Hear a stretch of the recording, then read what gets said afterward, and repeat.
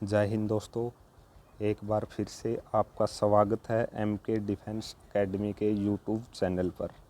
आज की क्लास में हम कुछ इम्पोर्टेंट क्वेश्चन करेंगे जो कि पिछले पेपरों में पूछे गए हैं और कुछ क्वेश्चन हमारे पिछली क्लास के रहेंगे क्योंकि पिछली क्लास में हमारा नेटवर्क इशू में कोई प्रॉब्लम था, इसलिए हम आज उन्हें दोबारा से रिपीट करेंगे। तो आइए शुरू करते हैं हम हमारा पहला क्वेश्चन है हमारा जीके का है।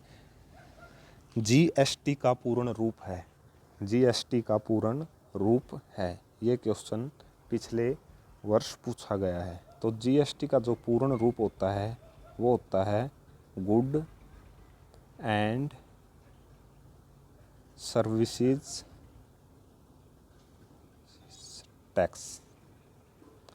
जीएसटी होता है जो उसका पूर्ण रूप है good and services tax. Next question है हमारा कि संतोष ट्रॉफी किस खेल से संबंधित है। तो संतोष ट्रॉफी है जो हमारी वो फुटबॉल से संबंधित है। किससे संबंधित है? फुटबॉल से संबंधित है। नेक्स्ट क्वेश्चन है हमारा महिला दिवस कब मनाया जाता है। तो महिला दिवस 8 मार्च को मनाया जाता है। इस क्वेश्चन को अच्छे से याद रखना, बार बार पूछा गया क्वेश्चन है। नेक्स्ट क्वेश्चन है हमारा कि भारतीय सेना के जनरल कौन है।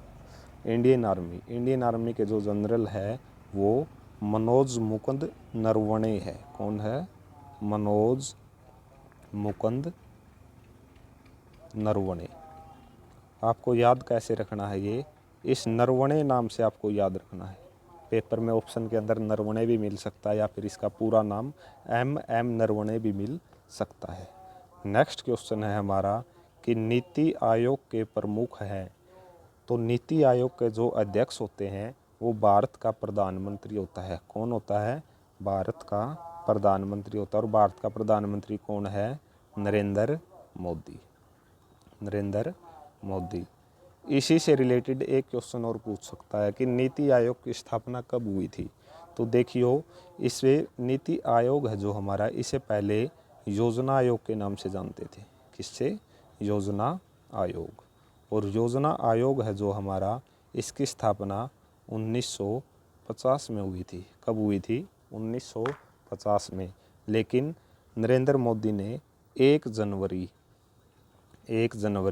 2015 को इस योजना आयोग का नाम चेंज करके क्या कर दिया? नीति आयोग। तो नीति आयोग की स्थापना 1 जनवरी 2015 को हुई थी। इससे पहले इसे किस नाम से जानते थे? योजना आयोग के नाम से जानते थे। तो हमारा नेक्स्ट क्वेश्चन है, बहुत ही इम्पोर्टेंट क्वेश्चन है कि हुमायूं का मकबरा कहाँ है। ये क्वेश्चन भी बार बार पूछा गया है। तो हुमायूं का जो हमारा मकबरा है ये कहाँ पर है? दिल्ली के अंदर है। कहाँ बच्चों? दिल्ली के अंदर है। नेक्स्ट क्वेश्चन है कि बक्सर का युद्ध कब हुआ। बक्सर का युद्ध 1764 में हुआ था। कब हुआ था? 1764 में हुआ था। नेक्स्ट क्वेश्चन है जो हमारा वो कि गाइड किताब के लेखक कौन है। तो गाइड किताब के जो लेखक है वो RK नारायण है। कौन है? RK नारायण है। नेक्स्ट क्वेश्चन है कि भारत का प्रधानमंत्री बनने के लिए न्यूनतम आयु क्या होनी चाहिए। तो सबसे पहले देखिए, भारत का प्रधानमंत्री कौन बन सकता है। भारत का प्रधानमंत्री कौन होता है? हमारा एक सांसद होता है। भारत का कौन होता है? सांसद होता है।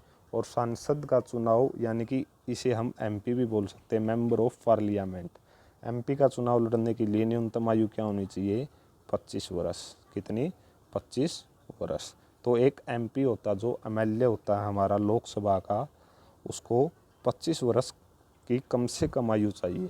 तो हमारा जो प्रधानमंत्री होता है वो किसी एक ही सांसद में से ही चुना जाता है। तो इस क्वेश्चन का हमारा जो आंसर होगा कि भारत का PM बनने के लिए न्यूनतम आयु क्या होनी चाहिए, तो इसका आंसर होगा हमारा 25 वर्ष।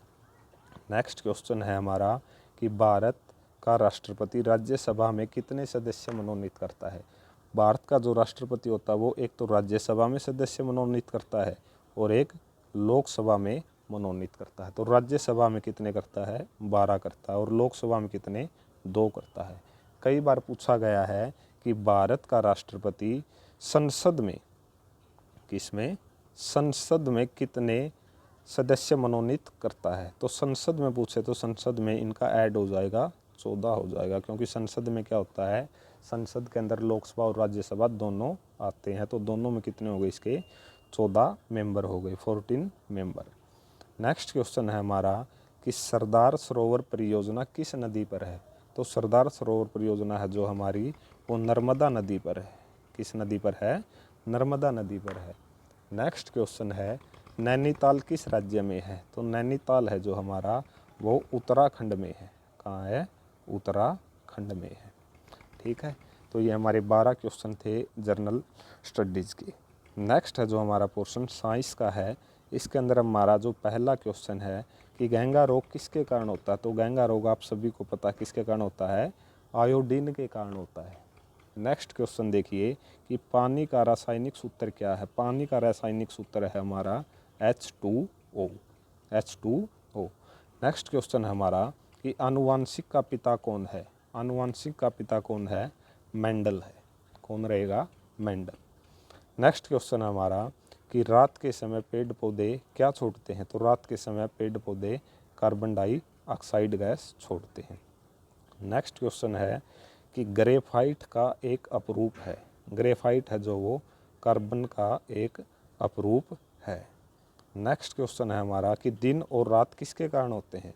दिन और रात किसके कारण होते हैं, पृथ्वी अपनी दूरी पर घूमती है, यानी कि अर्थ अपनी दूरी पर क्या करती है, रोटेट करती है। इसी के कारण दिन और रात होते हैं। नेक्स्ट क्वेश्चन है हमारा कि भारी वस्तु को पानी में डुबोने से वह हल्की महसूस होती है। इसका क्या कारण है, इसका कारण होता है उत्प्लावन। क्या होता है, उत्प्लावन। बहुत ही इम्पोर्टेंट क्वेश्चन है, अच्छे से इन्हें तैयार करना। हर बार पेपर में इन्हें क्या हो रहा है, पूछा जा रहा है। नेक्स्ट क्वेश्चन है जो हमारा 8 नंबर, ये है कि रेडियोधर्मी तत्व क्या उत्सर्जित करते हैं। तो रेडियोधर्मी जो तत्व होते हैं, बीटा किरण, गामा किरण, अल्फा किरण, यानी कि उपरोक्त सभी ये तीनों किरणें रेडियोधर्मी तत्व उत्सर्जित करते हैं। नेक्स्ट क्वेश्चन है हमारा कि पोटासियम का रासायनिक संकेत है। पोटासियम का रासायनिक संकेत क्या है, के है। क्या है, के है। नेक्स्ट क्वेश्चन है हमारा, पीछे देखने के लिए मोटर कार में प्रयोग किया जाता है। तो जो हमारी गाड़ियों के साइड में मिरर होता है वो कौन सा होता है, उत्तल लेंस होता है। कौन सा होता है, उत्तल लेंस का होता है वो। पीछे देखने के लिए मोटर कार में उत्तल लेंस प्रयोग होता है। क्या होता है, उत्तल लेंस प्रयोग होता है। 11 नंबर क्वेश्चन है हमारा कि विभवांतर को मापने की इकाई है। तो ये है वोल्ट। क्या है, वोल्ट। नेक्स्ट क्वेश्चन रहेगा हमारा, निम्न में से किस में विटामिन ए पाया जाता है। तो विटामिन ए होता है हमारा गाजर के अंदर। किसके अंदर होता है, गाजर के अंदर होता है। नेक्स्ट क्वेश्चन है हमारा, वेल्डिंग उद्योग में निम्नलिखित में से क्या प्रयोग होता है। तो क्या प्रयोग होता है, एसिटिलीन का प्रयोग किया जाता है। किसका, एसिटिलीन का प्रयोग किया जाता है। नेक्स्ट क्वेश्चन है जो हमारा, किस धातु को केरोसिन तेल में रखा जाता है, यानी कि मिट्टी के तेल में रखा जाता है। तो सोडियम को रखा जाता है। किसको, सोडियम को। सोडियम का जो रासायनिक संकेत है वो क्या है, Na है, Na। एक क्वेश्चन और इसी से रिलेटेड ये रहता है कि चाकू से आसानी से काटे जाने वाली धातु कौन सी होती है। वो भी सोडियम होती है। सोडियम धातु को हम चाकू से काट सकते हैं, यानी कि मुलायम होती है, इसे चाकू से हम काट सकते हैं। नेक्स्ट क्वेश्चन है हमारा कि आग बुझाने के लिए कौन सी गैस प्रयुक्त होती है। आग बुझाने के लिए किस गैस का प्रयोग किया जाता है, कार्बन डाइऑक्साइड का, यानी कि CO2 का प्रयोग किया जाता है। तो ये थे हमारे 15 क्वेश्चन साइंस के। नेक्स्ट पोर्शन है जो हमारा मैथ का है। सभी क्वेश्चन इम्पोर्टेंट है मैथ के, पीछे पेपर में पूछे गए हैं। पहला क्वेश्चन क्या है कि 4, 6, 8 तथा 12 का औसत क्या होगा, यानी कि इसने एवरेज पूछा है।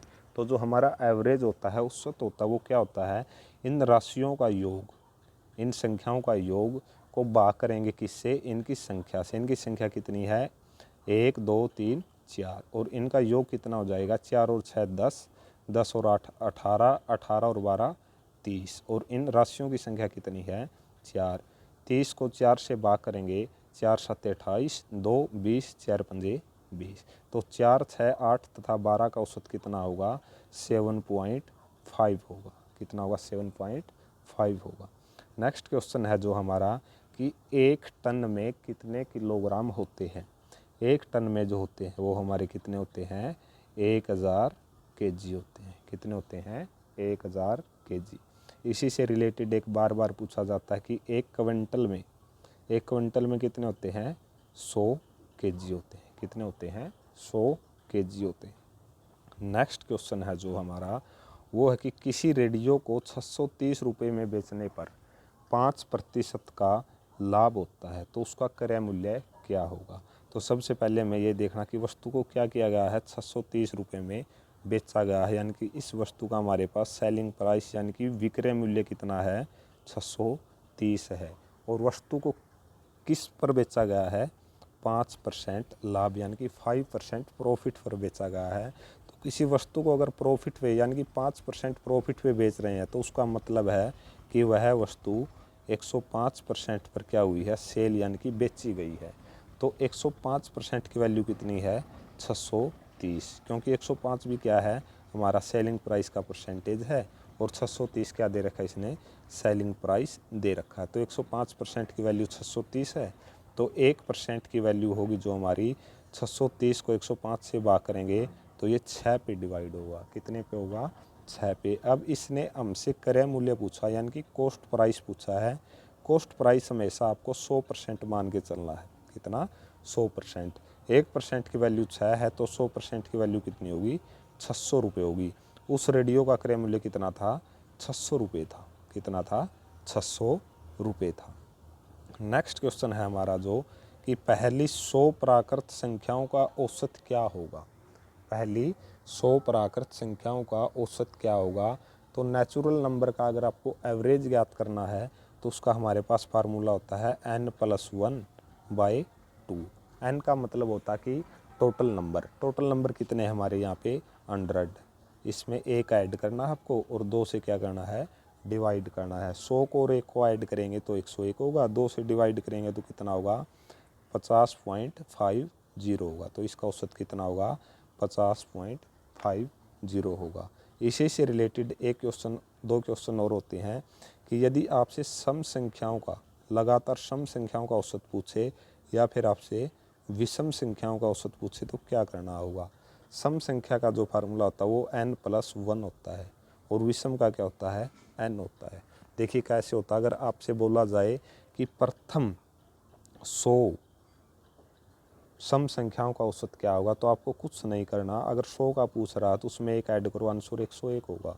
अगर आपसे 60 सम संख्याओं का औसत पूछ रहा है तो आंसर 61 होगा। अगर आपसे 70 सम संख्याओं का औसत पूछ रहा है तो आंसर कितना होगा? 71 होगा। इसी प्रकार अगर विषम संख्याओं को आपसे औसत पूछ रहा है यानी कि एवरेज पूछ रहा है तो जितना पूछे यानी कि अगर 100 विषम संख्याओं का औसत पूछे तो आंसर 100 ही होगा। कितना होगा? 100 ही होगा। 70 का पूछेगा तो 70 होगा। 200 का पूछेगा तो कितना होगा? 200 ही होगा। तो नेक्स्ट क्वेश्चन है हमारा जो वो है कि x+1/x x+1/x इक्वल टू है 2k। आपको वैल्यू बतानी है किसकी? x² + 1/x² की। तो इस क्वेश्चन में आपको क्या करना है? आपको सिर्फ एक बात ध्यान में रखनी है। यदि x+1/x की वैल्यू 2 दे रखी है, कितनी दे रखी है? 2, तो आप क्या करेंगे कि x की जगह हम 1 पुट करेंगे। क्या पुट करेंगे? 1। तो यहाँ हमारा 1 हो गया, यहाँ होगा 1/1। तो इसको हल करेंगे, एलसीएम कितना होगा हमारा? 1। ऊपर भी 1 + 1, ऊपर कितना हो गया? 2। यहाँ भी एक वैल्यू पुट करने से कितना है? 2। पहले भी कितना दे रखा है? 2।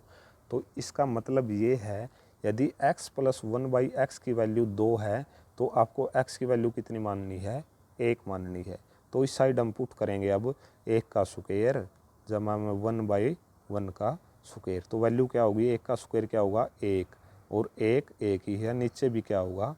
1 ही होगा। तो आंसर कितना ही आएगा इसमें? 2। तो आपको सिर्फ एक बात याद रखनी है, अगर x+1/x 2 दे रखा है और आपसे पूछे कि x² + 1/x² क्या होगा या फिर पूछे एक्स क्यूब प्लस 1/x³ क्या होगा, या फिर पूछ ले कि x की पावर 99 प्लस 1/x की पावर 99 क्या होगा, तो हर केस में आंसर कितना होगा, 2 ही होगा। हर केस में कितना होगा, 2 ही होगा। आपको सिर्फ यही बात याद रखनी है कि x प्लस 1/x अगर 2 है तो नेक्स्ट जो पूछ रहा है x² प्लस 1/x² या क्यूब या 4 टाइम 5 टाइम, हर केस में आंसर कितना होगा, हमारा 2 ही आंसर होगा। नेक्स्ट क्वेश्चन है हमारा कि 10,000 रुपये पर 3 साल का 10% से चक्रवृद्धि ब्याज ज्ञात करो। तो इसमें कंपाउंड इंटरेस्ट पूछा है इसने। इसका क्या होता है, हमारे पास एक फार्मूला भी होता है हमारे पास चक्रवृद्धि मिश्रधन का। किसका, चक्रवृद्धि मिश्रधन का। वो क्या होता है, मूलधन। मूलधन कितना हमारा 10,000 गुणा 1 प्लस दर कितनी हमारी 10/100, पावर में क्या होता है, टाइम। तो इसको हल करेंगे तो ये कितना हो जाएगा हमारा, यह हमारा 10,000 ही रहेगा इंटू 10 एकम 10 रेक 11/10, पावर 3 है तो इसे हम 3 बार लिखेंगे। तो 10 10 10 3 0 कैंसिल होगी, ऊपर है 11 11 11 11 का क्यूब होता है 1331, 1 0 यहाँ है तो हमारा चक्रवर्ती मिश्रधन कितना हुआ, 13,331 हुआ। और हमारा मूलधन कितना था, 10,000 रुपये था। तो इस 13,331 में से हम 10,000 को माइनस करेंगे तो हमारा जो चक्रवर्ती ब्याज होगा वो कितना होगा, 3,331 होगा। कितना होगा, 3,331 होगा। आप इसे इस फार्मूले से भी कर सकते हैं या फिर इसका एक आसान सा तरीका और होता, वो क्या होता, देखिए कि आपको मूलधन लेना कितना है, 10,000। कितना है, 10,000। उसने आपसे बोला है कि 10% क्या है, ब्याज की दर है। आप 10,000 की राशि किसी से उधार लेकर आए, पहली साल 10% ब्याज लगेगा, तो 10,000 पर 10% लगेगा तो आपका ब्याज पहली साल का कितना हुआ, 1,000 होगा। 1 साल बाद आपकी राशि कितनी हो गई, 11,000 हो गई। 11,000 कैसे हुई, 10,000 मूलधन था, 1 साल में उस पर 1,000 ब्याज लगा है। तो दूसरी साल जो चक्रवर्ती ब्याज होगा यानी कि CI होगा, वो 11,000 रुपये लगेगा। किस पे लगेगा, 11,000 रुपये। कितना, 10%। तो 11,000 का 10% कितना होता है, 1,100 होता है। तो 2 साल के बाद हमारी राशि कितनी होगी, 12,100। कितना, 12,100। नेक्स्ट थर्ड ईयर भी सेम केस होगा, 12,100 पे 10% ब्याज लगेगा। तो 12,100 का 10% कितना होता है, 1,210। इसने हमसे 3 साल का चक्रवर्ती ब्याज पूछा है, तो हम इन तीनों को ऐड करेंगे। यानी कि पहली साल का 1,000 था, दूसरी का 1,100 और तीसरी का 1,210। तीनों को हम ऐड करेंगे तो हमारा आंसर क्या होगा, 3,310 होगा। कितना होगा, 3,310 ही होगा। नेक्स्ट क्वेश्चन है जो हमारा, वो है अनुपात से पूछा गया है। इसने बोला कि x अनुपात 25 इक्वल टू है 16:80। तो देखिएगा इसमें क्या होता है, अगर बीच में इक्वल का निशान है तो इसमें क्या केस होता है, जो रिलेशन लास्ट के 2 में होगा वही इनमें होगा। यानी कहने का मतलब ये है, अगर जो अनुपात लास्ट में है, यहाँ अनुपात कितना है, 1:5, तो इक्वल से इस साइड में अनुपात क्या होगा, 1:5। तो 5 की वैल्यू कितनी है, 25, यानी कि 1 की वैल्यू कितनी होगी, 5 होगी। या आप इसे इस तरीके से भी कर सकते हैं कि देखिए 16 पंजे 80 हो रहा है, तो कितने पंजे 25 होगा, 5 पंजे 25 होगा। तो x का मान कितना होगा, 5 ही होगा। नेक्स्ट क्वेश्चन है जो हमारा कि 1 घंटे में कितने सेकंड होते हैं, तो 1 घंटे में 60 सेकंड होते हैं। सॉरी, इसने हमसे 1 मिनट में नहीं पूछा, इसने हमसे पूछा है कि 1 घंटे में कितने सेकंड होते हैं। तो देखिए 1 मिनट में कितनी सेकंड होती है, 60 सेकंड। कितनी, 60। और 1 घंटे में कितनी मिनट होती है, 60 मिनट। तो हमने तो 60 मिनट में बताना है ना कितनी सेकंड होगी। अगर 1 मिनट में 60 सेकंड है तो 60 मिनट में कितनी सेकंड होगी, 60 गुणा में 60, यानी कि 3600 सेकंड होगी। कितनी होगी, 3600 सेकंड होगी। तो ये छोटी छोटी चीज़ें हमें क्या करना है, ध्यान में रखना है। उसमें देखना होगा कि यह मिनट था या घंटा। अगर 1 मिनट में पूछता तो क्या होता, 60 सेकंड होता। 1 घंटे में पूछा इसने कितना हो जाएगा, 3600 सेकंड हो जाएगा। नेक्स्ट क्वेश्चन है हमारा कि एक घनाभ का विकर्ण होता है। घनाभ क्या होता है, घनाभ होता है जिसमें लंबाई, चौड़ाई और ऊंचाई तीनों चीज़ों को क्या होता है, घनाभ होता है। घनाभ का जो विकर्ण होता है वो होता है L square plus B square plus H square का अंडर द रूट, यानी कि लंबाई का स्क्वायर जमा चौड़ाई का स्क्वायर जमा ऊंचाई का स्क्वायर और अंडर द रूट, ये हमारा फार्मूला होता है। नेक्स्ट क्वेश्चन है जो हमारा कि एक वर्ग का परिमाप ज्ञात करें जिसकी भुजा 25 सेंटीमीटर है। तो सबसे पहले देखो वर्ग क्या होता है, वर्ग होता है हमारा जिसकी चारों साइड यानी कि चारों भुजा क्या हो, आपस में बराबर हो, इक्वल हो। इसने वर्ग की भुजा दी है 25 सेंटीमीटर, तो प्रत्येक भुजा कितनी होगी हमारी, 25 ही होगी। कितनी होगी, 25। इसने हमसे पूछा है परिमाप। वर्ग में दो चीज़ होती है, एक परिमाप होती है और एक अक्षेत्रफल होती है। परिमाप क्या होता है, परिमाप यानी कि चारों तरफ का माप करना, इसकी जो बाउंड्री है वो कितनी लंबी है। इसका फार्मूला भी होता है 4 गुणा भुजा, यानी कि 4 इंटू ए भी आप लिख सकते हैं। तो 4 गुणा 25 करोगे तो इसका कितना आंसर आएगा, 100। या आप इस तरीके से भी कर सकते हो कि 25 ये 50, 25 75, 25 कितना हो गया, 100। दूसरी चीज़ थी एरिया यानी कि अक्षेत्रफल। अगर आपसे वर्ग का अक्षेत्रफल पूछे तो अक्षेत्रफल क्या होता है, ये अंदर का एरिया। ये अंदर का जो एरिया होता है इसका फार्मूला होता है भुजा का स्क्वायर यानी कि ए का स्क्वायर। वर्ग का जो क्षेत्रफल होता भुजा गुणा भुजा यानी कि ए स्क्वायर। तो भुजा 25 और 25, इसका स्क्वायर करेंगे आंसर कितना होगा हमारा, 625। अगर अक्षेत्रफल पूछता तो 625, लेकिन इसने हमसे परिमाप पूछा था तो इसका आंसर होगा हमारा 100।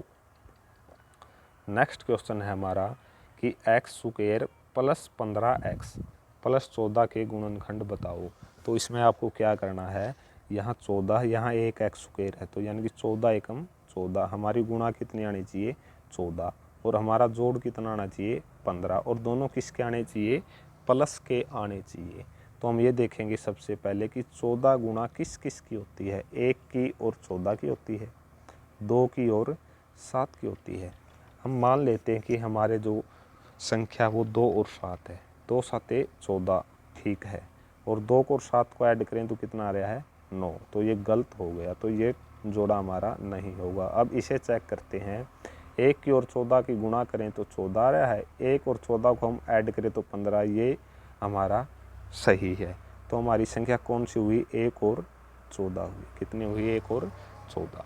आप देखिए अगर आप यहाँ एक एक्स स्क्वायर देख रहे हैं यानी कि एक्स का बेस सिर्फ 1 है, तो आपका डायरेक्ट आंसर यही होगा कि x प्लस 1 और x प्लस 14। आपके गुणनखंड क्या हो गए, x प्लस 1 और x plus 14, x plus 1 x plus 14। आपको पूरा क्वेश्चन हल करने की इसमें कोई ज़रूरत नहीं है। अगर यहाँ पर बेस 1 है, एक एक्स स्क्वायर है सिर्फ, अगर 2x स्क्वायर होता तो आपको क्वेश्चन पूरा हल करना होता, लेकिन अगर सिर्फ x स्क्वायर है तो आपको सिर्फ संख्या पता करने की, वे संख्या कौन सी सेटिस्फाई कर रही है, जिसकी 14 प्लस के गुणा है और प्लस के 15 क्या है, जोड़ है। तो 14 और 1 था, तो ये हमारे डायरेक्ट आंसर हो गए x प्लस 1 और x प्लस 14।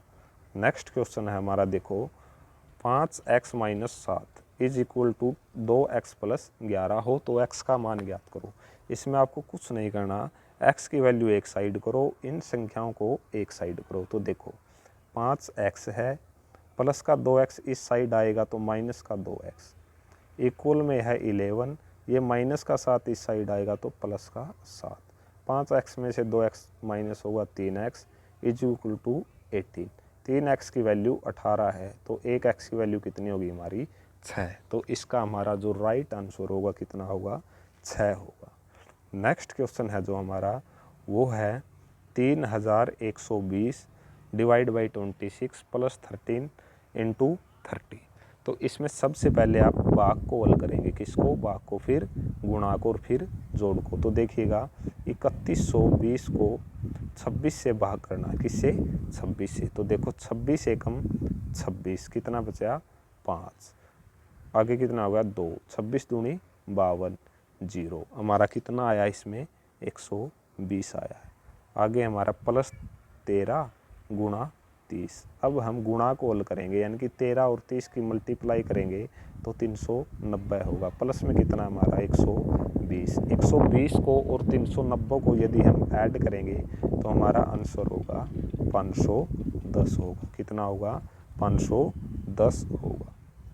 नेक्स्ट क्वेश्चन देखो हमारा, इसने बोला है कि 64 डिवाइड बाई 4 -3 इंटू 2 और ये सारे के भाग में है कितना है 82 - 16 इंटू 5। तो इस क्वेश्चन को आप कैसे हल करेंगे, ऊपर वाले को अलग हल करो, नीचे वाले को अलग करो, जो आंसर आए उसे हम बाद में क्या करेंगे डिवाइड करेंगे। तो सबसे पहले ऊपर देखो 64 को 4 से भाग करेंगे कितना आएगा 16 माइनस 3 की और 2 की गुणा करेंगे कितना आएगा 6।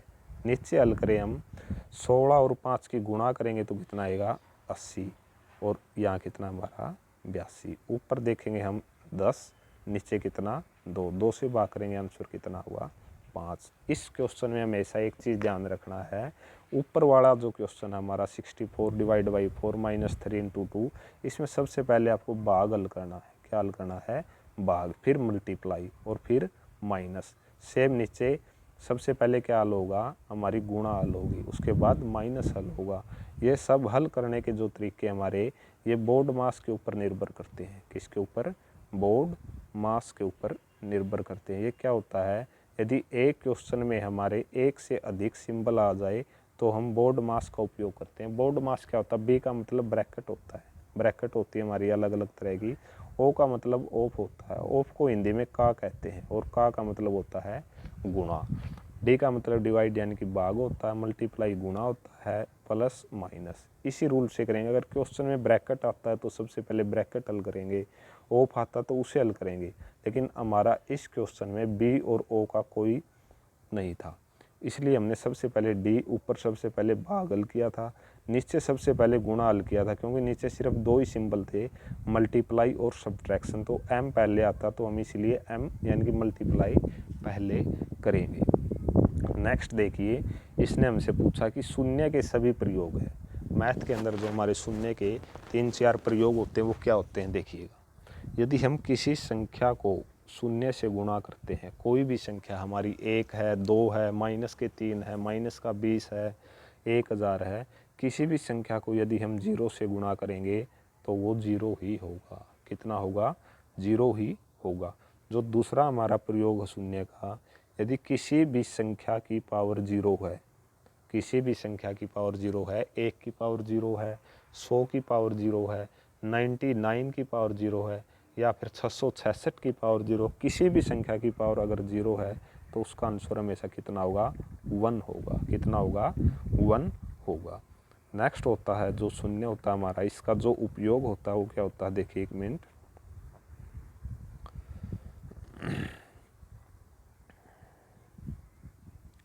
दो उपयोग हमारे शून्य के हो गए थे। जो थर्ड यूज होता है हमारा शून्य का वो क्या होता है कि हम किसी भी संख्या को शून्य से डिवाइड करें, किसी भी संख्या को शून्य से डिवाइड करें, या फिर शून्य को किसी संख्या से भाग करें, डिवाइड करें। तो इस केस में क्या होगा, यदि हम शून्य को किसी संख्या से भाग करें तो वो शून्य ही होगा। कितना होगा शून्य ही होगा। और यदि हम किसी संख्या को शून्य से डिवाइड करें उसका आंसर इन्फिनिटी होगा। कितना होगा इन्फिनिटी होगा। तो आज हमने जो ये क्वेश्चन किए हैं 15 क्वेश्चन मैथ के थे, साइंस के थे, जीएस के थे, सभी क्वेश्चन इम्पोर्टेंट थे।